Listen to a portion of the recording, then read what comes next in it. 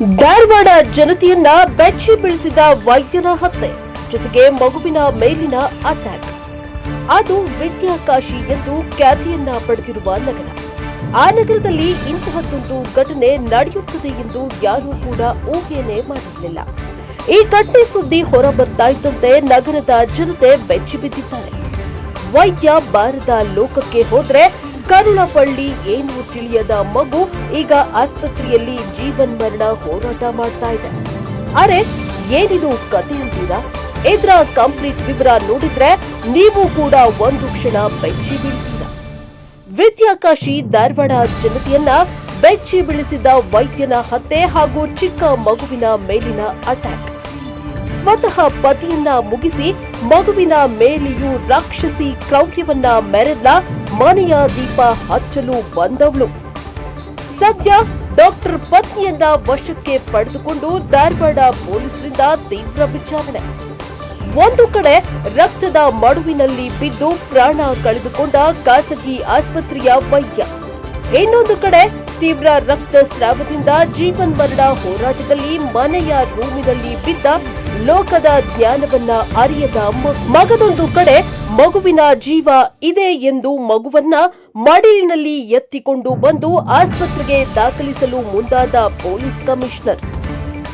S, ಈ ಎಲ್ಲಾ ದೃಶ್ಯಗಳಿಗೆ ಧಾರವಾಡದ ಬಾರಾಕೋಟೆಯ ಪವನ್ ಆಂಗ್ಲ ಮಾಧ್ಯಮ ಶಾಲೆಯ ಬಳಿ ಇರುವ ರಂಕಾ ಅಪಾರ್ಟ್ಮೆಂಟ್ ಸಾಕ್ಷಿಯಾಗಿತ್ತು. ಧಾರವಾಡದ ಅಪಾರ್ಟ್ಮೆಂಟ್ನಲ್ಲಿ ಈ ಭೀಕರ ಕೊಲೆ ಘಟನೆ ಇಡೀ ನಗರವನ್ನೇ ಬೆಚ್ಚಿ ಬೀಳಿಸಿದೆ. 45 ವರ್ಷದ ವೈದ್ಯ ಕಿರಣ್ ಹೊನ್ನಣ್ಣವರ್ ಅವರನ್ನ ಅವರ ಪತ್ನಿ ಪ್ರಿಯಾಂಕಾಳೆ ಚಾಕುವಿನಿಂದ ಇರಿದು ಹತ್ಯೆ ಮಾಡಿರುವ ಆರೋಪ ಕೇಳಿಬಂದಿದೆ. ಒಂದು ಕೊಠಡಿಯಲ್ಲಿ ಪತಿಯ ಮೃತದೇಹ ರಕ್ತದ ಮಡುವಿನಲ್ಲಿ ಬಿದ್ದಿದ್ರೆ ಮತ್ತೊಂದು ಕೊಠಡಿಯಲ್ಲಿ ತನ್ನ 8 ವರ್ಷದ ಮಗ ನೇಹಿತ್ ಮೇಲೂ ಚಾಕು ದಾಳಿ ನಡೆಸಿದ್ದಾಳೆ. ಘಟನೆಯ ಮಾಹಿತಿ ತಿಳಿದು ಪೊಲೀಸರು ಸ್ಥಳಕ್ಕೆ ಧಾವಿಸಿ ಪರಿಶೀಲನೆಯನ್ನ ನಡೆಸಿದ್ದಾರೆ.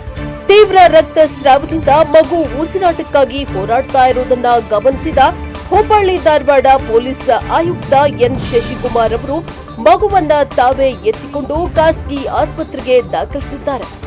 ಸದ್ಯ ಮಗು ಚಿಕಿತ್ಸೆ ಪಡೆಯುತ್ತಿದ್ದು ಜೀವ ಉಳಿಸಲು ವೈದ್ಯರು ಹರಸಾಹಸ ಪಡ್ತಾ ಇದ್ದಾರೆ. ಘಟನೆ ನಡೆದ ಅಪಾರ್ಟ್ಮೆಂಟ್ನಲ್ಲಿ ಕುಟುಂಬಸ್ಥರ ಆಕ್ರಂದನ ಮುಗಿಲು ಮುಟ್ಟಿತ್ತು. ಸ್ಥಳದಲ್ಲಿ ಪೊಲೀಸರು ಸಾಕ್ಷ್ಯ ಸಂಗ್ರಹ ನಡೆಸಿದ್ದು ಆರೋಪಿ ಪ್ರಿಯಾಂಕಾಳನ್ನ ವಶಕ್ಕೆ ಪಡೆದು ವಿಚಾರಣೆಯನ್ನ ನಡೆಸ್ತಾ ಇದ್ದಾರೆ. ಕೊಲೆಗೆ ನಿಖರ ಕಾರಣವೇನು ಎಂಬುದು ತನಿಖೆಯಿಂದಷ್ಟೇ ತಿಳಿಯಬೇಕಿದೆ. ಬ್ಯೂರೋ ರಿಪೋರ್ಟ್ ಸಂತೋಷ್ ಮೇದಾರ್, ಪ್ರಜಾಪವರ್ TV, Dharwad.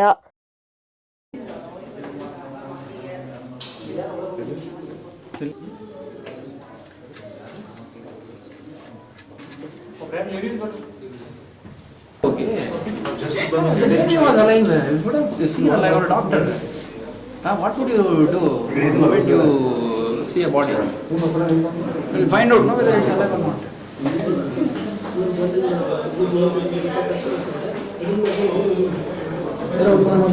Everybody wants to play safe. ಇನ್ನು ಅವ್ರು ಬಿಡಲ್ಲ ಇವ್ರು ಬಿಡಲ್ಲ. ಮೀಡಿಯಾದವ್ರು ಬಿಟ್ಟಿದ್ರೆ ಯಾರಾದ್ರು ಹೋಗಿ ನೋಡ್ತಿದ್ರು ಫಸ್ಟ್ ಬದುಕಿದ್ಯಾ ಸತ್ತಿದ ಅಂತ. ಅದೇ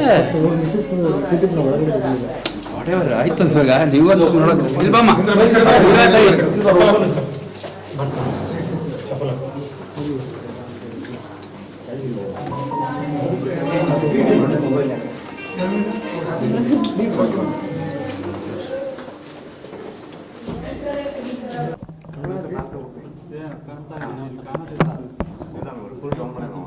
ಹೇಳ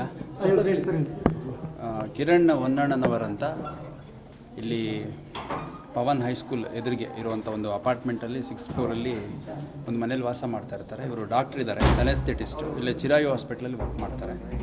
ಸೊ ಇವರ ಶ್ರೀಮತಿ ಪ್ರಿಯಾಂಕಾ ಕತ್ತನಹಳ್ಳಿ ಅಂತ, ಇವರು ಕೂಡ MBBS MS ಆಪ್ಥಲ್ಮಾಲಜಿಸ್ಟ್ ಇದ್ದಾರೆ. ಮತ್ತು ಮಗು ನಿಹಿತ್ ಅಂತ 8 ವರ್ಷದ್ದು. ಇವರು 3 ಜನ ಈ ಮನೆಯಲ್ಲಿ ವಾಸ ಮಾಡ್ತಾ ಇರ್ತಾರೆ. ಮತ್ತು ಅವರ ಕುಟುಂಬ ಸದಸ್ಯರು ಅಂದರೆ ಗಂಡನ ಕಡೆಯವರು ಆಗಾಗ ಬರ್ತಾ ಹೋಗ್ತಾ ಇರ್ತಾರೆ ಅನ್ನೋಂಥದ್ದು ತಿಳಿದು ಬಂದಿದೆ. ಹಿನ್ನೆಲೆಯಲ್ಲಿ ನಿನ್ನೆ ರಾತ್ರಿ, ಇವಾಗ ಸದ್ಯಕ್ಕೆ ಮಾಹಿತಿ ಬಂದಿರುವಂಥದ್ದು, ನಿನ್ನೆ ರಾತ್ರಿ ಮತ್ತು ಇವತ್ತು ಬೆಳಗ್ಗೆ ಕಿರಣ್ ಅವರ ಸಂಬಂಧಿಕರು ಸ್ನೇಹಿತರು ಫೋನ್ ಮಾಡಿದಂಥ ಸಂದರ್ಭದಲ್ಲಿ ಅವ್ರು ರೆಸ್ಟ್ ಮಾಡ್ತಾ ಇದ್ದಾರೆ ಮತ್ತು ಹೊರಗಡೆ ಡ್ಯೂಟಿಗೆ ಹೋಗಿದ್ದಾರೆ ಅಂತೆಲ್ಲ ಈಕೆ ರಿಸೀವ್ ಮಾಡಿ ರೆಸ್ಪಾಂಡ್ ಮಾಡಿದ್ದಾಳೆ ಅನ್ನೋಂಥದ್ದು ಕಿರಣ್ ಅವ್ರ ಕುಟುಂಬ ಸದಸ್ಯರು ಹೇಳ್ತಾರೆ. ಬಟ್ ಇಲ್ಲಿ ನೋಡಿದಂಥ ಸಂದರ್ಭದಲ್ಲಿ ಕಿರಣ್ ತನ್ನ ಒಂದು ರೂಮಲ್ಲಿ in the pool of blood ಅಂದರೆ ರಕ್ತದ ಮಡುವಿನಲ್ಲಿ ಬಿದ್ದಿದ್ದಾನೆ ಮತ್ತು ಮೃತ ಹೊಂದಿದ್ದಾನೆ. ಮತ್ತು ನಿಹಿತ್ ಅನ್ನೋ ಮಗು ಏನಿದೆ ಅದಕ್ಕೂ ಕೂಡ ಸ್ಟ್ಯಾಬ್ ಇಂಜುರೀಸ್ ಆಗಿದೆ. ಅದು ಯಾವಾಗ ಸ್ಟ್ಯಾಬ್ ಇಂಜುರಿ ಆಯಿತು ಅನ್ನೋಂಥದ್ದೆಲ್ಲ ಅಸರ್ಟೈನ್ ಮಾಡಬೇಕಾಗಿದೆ ಇನ್ವೆಸ್ಟಿಗೇಷನಲ್ಲಿ. ಬಟ್ ಇನ್ನೂ ಅಲೈವ್ ಇತ್ತು ಅನ್ನೋ ಕಾರಣಕ್ಕೆ ಅದನ್ನು ಹಾಸ್ಪಿಟ್ಲಿಗೆ ಶಿಫ್ಟ್ ಮಾಡಿದ್ದೇವೆ. ಇನ್ಸಿಡೆಂಟ್ ಯಾವಾಗ ಆಯಿತು, ಯಾವ ಕಾರಣಕ್ಕಾಯಿತು, ಮತ್ತು ಇದ್ದದ್ದು 3 ಜನ, ಗಂಡ ಹೆಂಡತಿ ಮಗು. ಹೊರಗಡೆ ಇಂದ ಯಾರು ಬಂದಿರೋದಾಗಲಿ ಆ ಥರದ್ದು ಯಾವುದೂ ಆಗಿಲ್ಲ. ಮತ್ತು ಅಕ್ಕಪಕ್ಕದ ಮನೆಯವರೆಲ್ಲ ಬೆಳಗ್ಗೆಯಿಂದ ಅವ್ರನ್ನ ಸಂಪರ್ಕ ಮಾಡಲಿಕ್ಕೆ ಟ್ರೈ ಮಾಡಿದಂಥ ಸಂದರ್ಭದಲ್ಲಿ ಒಳಗಡೆನೇ ಇದ್ದೀನಿ, ಗಂಡ ಹೊರಗಡೆ ಹೋಗಿದ್ದಾನೆ, ಈ ಥರದ್ದು ಏನೇನೋ ಹೇಳಿದ್ದಾರೆ. ಏನೇನಾಗಿದೆ, ಯಾರ್ಯಾರಿಗೆ ಕಾಂಟ್ಯಾಕ್ಟ್ ಮಾಡಿದಾಗ ಏನೇನು ಹೇಳಿದ್ದಾರೆ, ಮತ್ತು ಇಲ್ಲಿ ಏನು ಘಟನೆ ನಡೆದಿದೆ ಅನ್ನೋಂಥದ್ದನ್ನು ಕೂಲಂಕುಷವಾಗಿ ತನಿಖೆಯಲ್ಲಿ ನಾವು ಪತ್ತೆ ಮಾಡಬೇಕಾಗತ್ತೆ. ಒಂದು ಕೊಲೆ ಪ್ರಕರಣವನ್ನು ನಾವು ದಾಖಲು ಮಾಡ್ಕೊತಾ ಇದ್ದೀವಿ. ಸರ್, ಎಷ್ಟೊತ್ತಿಗೆ ಆಗಿರ್ಬೋದು ಸರ್? ಎಕ್ಸಾಕ್ಟ್ಲಿ ಗೊತ್ತಿಲ್ಲ ಸರ್. ಏನಾದರೂ ಮಾಹಿತಿಯನ್ನು ಕೊಟ್ಟಿಲ್ಲ ಸರ್? ಇಲಾಖೆ she is in a complete state of shock. ಏನೇನೋ ಹೇಳ್ತಾಳೆ ಆಕೆ, ಹೇಳಿದ್ದೆಲ್ಲ ನಾವಿಲ್ಲಿ ಹೇಳೋಕ್ಕಾಗಲ್ಲ. ಆಕೆ ಏನೇನೋ ವಿಚಿತ್ರವಾಗಿ ಹೇಳ್ತಾಳೆ. ಏನಾಗಿದೆ ಅನ್ನೋಂಥದ್ದನ್ನು ಈಗ ಅವ್ರ ಕುಟುಂಬ, ಕಿರಣ್ ಅವ್ರ ಕುಟುಂಬ ಸದಸ್ಯರು ಬಂದಿದ್ದಾರೆ, ಅವ್ರ ಸಿಸ್ಟರ್ ಬಂದಿದ್ದಾರೆ, ಅವ್ರ ರಿಲೇಷನ್ಸ್ ಬಂದಿದ್ದಾರೆ. ಅವ್ರು ಯಾರ ಕಡೆಯಿಂದಾದರೂ ಏನು ಕಂಪ್ಲೇಂಟ್ ಕೊಡ್ತಾರೆ ತೊಗೊಂಡು ಈಗಾಗಲೇ ನಾವು ಪ್ರಿಯಾಂಕಾ ಅವ್ರನ್ನ ವಶಕ್ಕೆ ತೊಗೊಂಡಿದ್ದೀವಿ. ತನಿಖೆಯಲ್ಲಿ ಏನು ಕಂಡು ಬರುತ್ತೆ ಅದ್ರ ಮೇಲೆ ನಾವು ಮುಂದಿನ ಕಾನೂನು ಕ್ರಮವನ್ನು ಕೈಗೊಳ್ತೇವೆ. ಯಾರಾದರೂ ಬಂದು ಹೋಗಿ ಆ ಥರದ್ದೇನು ಇರಲಿಕ್ಕಿಲ್ಲ. ಕುಟುಂಬದವರು ಅವ್ರ ಹೆಂಡತಿ ಮೇಲೆ ಆರೋಪ ಮಾಡ್ತಾರೆ. ಈಗ ಮಾಡಲಿ ಅವರು, ಯಾಕೆಂದರೆ ವೆರಿ ಕ್ಲಿಯರ್ಲಿ ಆಕೆ ನಾನು ಮಾತಾಡಿದಾಗೂ ರಾತ್ರಿ ಇನ್ಸಿಡೆಂಟ್ ಆಯಿತು, ರಾತ್ರಿಯಿಂದ ನಾನು ಜೊತೆಲೇ ಕೂತಿದ್ದೀನಿ, ನನಗೇನು ಮಾಡಬೇಕು ಅಂತ ಗೊತ್ತಾಗಲಿಲ್ಲ, ಹಂಗಾಗಿ ಶಾಕಲ್ಲಿ ಕೂತಿದ್ದೀನಿ ಅಂತಲೇ ಹೇಳ್ತಾಳೆ. ಮತ್ತು ಕುಟುಂಬ ಸದಸ್ಯರು ಮತ್ತು ಬೇರೆಯವ್ರು ಕೆಲವರು ಫೋನ್ ಮಾಡಿದಾಗ ಹೊರಗಡೆ ಹೋಗಿದ್ದಾರೆ ಅಂತೆಲ್ಲ ಹೇಳಿದ್ದಾರೆ ಅಂತ ಹೇಳ್ತಾ ಇದ್ದಾರೆ. ಸೊ ಇಲ್ಲಿ ಇದೇನು ಅವ್ರ ಮನೆ ಇದೆ, ಮನೆ ಒಳಗಡೆ ನಡೆದಿರುವಂಥ ಒಂದು ಘಟನೆ, ಹೊರಗಡೆಯಿಂದ ಯಾರೋ ಬಂದಿರುವಂಥದ್ದು, ಫೋರ್ಸ್ಡ್ ಎಂಟ್ರಿ ಇರುವಂಥದ್ದು ಆ ಥರದ್ದು ಯಾವುದೂ ಇಲ್ಲ. ಇದೊಂದು ಪ್ರಾಪರ್ಲಿ ಸೆಕ್ಯೂರ್ಡ್ ಅಪಾರ್ಟ್ಮೆಂಟ್ ಇದೆ ಈ ಒಂದು ಜಾಗ. ಅಕ್ಕಪಕ್ಕದ ಮನೆಯವರಲ್ಲೂ ಯಾವುದೇ ಸಂಘರ್ಷ ಆಗಿರುವಂಥದ್ದು ಆ ಥರದ್ದು ಯಾವುದೂ ಕಂಡು ಬಂದಿಲ್ಲ. ಮತ್ತು ಈಗ ಪೋಸ್ಟ್ಮಾರ್ಟಮ್ ಮಾಡೋಂಥ ಸಂದರ್ಭದಲ್ಲಿ ಟೈಮ್ ಸಿನ್ಸ್ ಡೆತ್ ಅಂತ ಒಂದು ಪತ್ತೆ ಮಾಡ್ತಾರೆ. ಅಂದರೆ ಬಾಡಿ ಯಾವ ರೀತಿ ಗಟ್ಟಿಯಾಗಿದೆ, ಕೋಲ್ಡ್ ಆಗಿದೆ, ರಿಗರ್ ಮಾರ್ಟಿಸ್ ಅಂತಾರೆ. ಅದೆಲ್ಲದ್ರ ಬೇಸಿಸ್ ಮೇಲೆ ಟೈಮ್ ಸಿನ್ಸ್ ಡೆತ್ ಗೊತ್ತಾಗುತ್ತೆ. ಅಷ್ಟು ಗೊತ್ತಾದಮೇಲೆ ಇನ್ನು ಎಲ್ಲ ಪ್ರತಿಯೊಂದು ಮನೆಗೂ ಇಲ್ಲಿ CCTV ಇದೆ, ಎಂಟ್ರಿ ಎಕ್ಸಿಟ್ ಪ್ರತಿಯೊಂದು CCTV ಕವರೇಜ್ ಇದೆ. ಯಾವಾಗ ಆಯಿತು, ಎಷ್ಟು ಗಂಟೆಗೆ ಆಯಿತು, ಯಾವಾಗ ಪರಸ್ಪರ ಗೊತ್ತಾಯಿತು ಅನ್ನೋಂಥದ್ದೆಲ್ಲ ಇವಾಗ ಕೂಲಂಕುಷವಾಗಿ ನಾವು ತನಿಖೆ. ಮಗು ಬಿದ್ದಿರೋ ಜಾಗದಲ್ಲಿ ಅವರು ಕುಳಿತಿರ್ತಾರೆ, ಆದರೂ ಕೂಡ ಮಗು ಬದುಕಿರೋದು ನೋಡಿಲ್ಲ ಸರ್, ತಾವು ಬಂದು ನೋಡ್ತೀರಿ ಸರ್? ಮಗು ಬದುಕಿದ್ರು ಅವ್ರ ತಾಯಿ ಅದರ ಪಕ್ಕದಲ್ಲಿ ಇಲ್ಲ, ಯಾಕೆ she is not in a good frame of mind, she is in a complete shock. ಆಕೆಗೆ ಏನಾಗಿದೆ, ಏನಾಯಿತು ಅಂತಂದ್ರೆ ಏನೂ ಹೇಳಲಿಕ್ಕೆ ಬರ್ತಾ ಇಲ್ಲ. ಮಗು ಯಾಕೆ ಹಿಂಗೆ ಬಿದ್ದಿದೆ ಅಂದರೆ ಗೊತ್ತಿಲ್ಲ ಸರ್ ಅಂತ ಹೇಳ್ತಾರೆ. ಮತ್ತು ಶಿ ಈಸ್ ಪ್ರಾಬಬ್ಲಿ ನಾನು ಯಾವುದೋ ಮೆಡಿಕೇಷನ್ ತೊಗೊಂಡಿದ್ದೀನಿ ಅಂತೆಲ್ಲ ಹೇಳ್ತಾರೆ. ಸೊ ನಾನು ಬಂದಂಥ ಸಂದರ್ಭದಲ್ಲಿ ಇವಾಗ ನಾನು ಆ್ಯಕ್ಚುಲಿ ಇಲ್ಲೇ ಲೇಟ್ ಈವ್ನಿಂಗ್ ಆಗಿದ್ದರಿಂದ 7 o'clock ಹತ್ತಿರ ಇಲ್ಲಿ ವಾಕ್ ಮಾಡಲಿಕ್ಕೆ ಅಂತ ಬಂದಿದ್ವಿ. ಆಗ ನಮ್ಮ ಆಫೀಸರ್ಸ್ಗೆ ಮಾಹಿತಿ ಬಂತು, ಹಂಗಾಗಿ ಹತ್ತಿರದಲ್ಲೇ ಇದ್ದಿದ್ದರಿಂದ ಆ್ಯಸ್ ಇಟ್ ಈಸ್ ಬಂದಂಥ ಸಂದರ್ಭದಲ್ಲಿ ನೋಡಿದಾಗ ಮಗು ಇನ್ನೂ ಉಸಿರಾಡ್ತಿತ್ತು.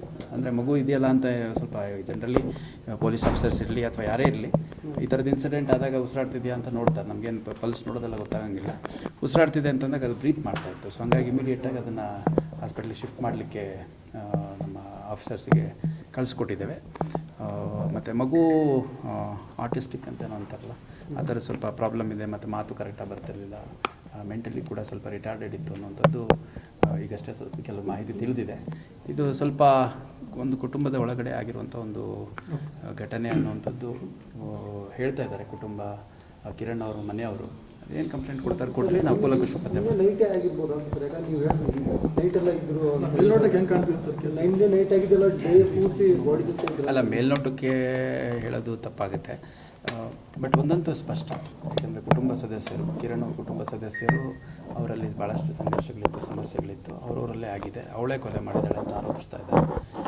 ಯಾವಾಗ ಮಾಡಿದ್ದಾರೆ, ಏನಾಗಿದೆ ಅನ್ನೋಂಥದ್ದು ನಾವಿನ್ನು ಸರ್ಟೈನ್ ಮಾಡಬೇಕು. ಮಗು ಶಿಫ್ಟ್ ಮಾಡಿದ್ದಾರೆ, ದೇವ್ರ ದಯದಿಂದ ಮಗು ಪ್ರಾಣ ಉಳಿದ್ರೆ ಮುಂದಿನ ತನಿಖೆ ಏನಿದೆ ಇಲ್ಲೇನು ಜಾಸ್ತಿ ಕಾಂಪ್ಲಿಕೇಶನ್ ಇಲ್ಲ. ಯಾಕಂದರೆ ಲೇಡಿ ಆಕೆನೇ ಡೋರ್ ಓಪನ್ ಮಾಡಿರೋದು, ಎಲ್ಲರೂ ಇಂಟರ್ವ್ಯೂನ್ ಮಾಡಿ ಅದನ್ನು ಓಪನ್ ಮಾಡಿಸಿದಾಗ. ಮತ್ತು ಇದು ಮನೆಗೆ ಯಾವುದೋ ಹಿತ್ತಲು ಬಂದು ಅಥವಾ ಯಾವುದೋ ಕಿಟಕಿಯಿಂದ ಎಳೆದೋದ್ರೆ ಆ ಥರದ ಸಾಧ್ಯತೆ ಇಲ್ಲ. ಸೊ ಅವರ ಇಬ್ಬರ ನಡುವೆ ಆಗಿರೋ ಒಂದು ಸಂಘರ್ಷದಲ್ಲಿ ಘಟನೆ ಆಗಿದೆ. ಯಾರು ಯಾವ ಕಾರಣಕ್ಕಾಗಿ ಈ ಒಂದು ಕೃತ್ಯದಲ್ಲಿ ಯಾವ ರೀತಿ ಭಾಗವಹಿಸಿದ್ದಾರೆ ಅನ್ನುವಂಥದ್ದು ನಾವು ತನಿಖೆಯಲ್ಲಿ ಪತ್ತೆ ಮಾಡ್ತೀವಿ. Okay sir, thank you.